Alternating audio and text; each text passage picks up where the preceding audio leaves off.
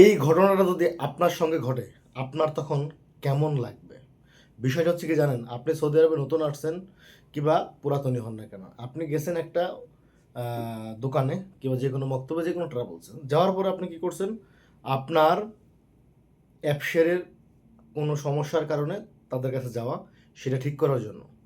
তো তারা কি করলো? আপনার কাছ থেকে নাফাদ, অ্যাপশেয়ার সব কিছু নিয়ে, অ্যাক্সেসগুলো নিয়ে তারা আপনার নামে ৪ টা ৫ টা সিম, ট্যাবি থেকে কিস্তিতে মোবাইল কিংবা নুন থেকে মোবাইল কিস্তিতে নিয়ে আপনার কাজগুলো করে আপনার কাছ থেকে উল্টো আরও সার্ভিস চার্জটা রেখে আপনাকে ছেড়ে দিল। কিন্তু আপনি সেটি বুঝতে পারলেন কবে? যখন যেখান থেকে কিস্তিতে মোবাইল কিনছে কিংবা আপনার নামে ফতুরা সিস্টেম সিম নেওয়া হয়েছে, মেসেজ আসে তখন আপনি বুঝেন। আর এই কথাটা কেন বলছি? গতকালকে রাত্রে এমন একটি বিষয় ঘটনা আমাদের সঙ্গে শেয়ার করলো, সেই বিষয় থেকে আপনাদেরকে অবগত করা।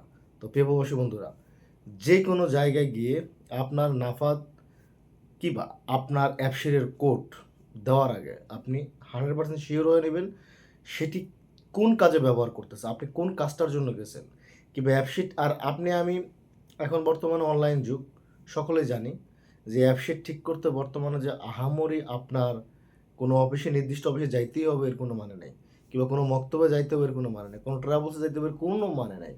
অতএব এই ভিডিওটি আপনাদেরকে সতর্ক বার্তা হিসাবে দেওয়া, অ্যাজ এ উইশ আপনার। আপনি এটাকে কীভাবে দেখছেন, কীভাবে দেখবেন, সেটা আপনার ব্যাপার। তবে আমার অনুরোধ থাকবে, অ্যাপশেয়ারে সমস্যা হলে, নাম্বার পরিবর্তন করতে হলে সরাসরি অ্যাপশেয়ারে মেশিনে যান, ফিঙ্গার দেন, নাম্বার পরিবর্তন করুন, ইউজার পাসওয়ার্ড ঠিক করতে হলে ফরগেট মারুন, পাসওয়ার্ড ঠিক করুন। নাফাতে সমস্যা হলে সেটা আপনি নিজে ঠিক করতে পারেন। অতএব কোনো মক্তব্যে গিয়ে বাস নেবেন না নিজে। ভিডিওটি ভালো লাগলে শেয়ার করবেন, অন্য একজনকে দেখার সুযোগ করে দেবেন, এটাই আপনাদের প্রতি আহ্বান থাকবে।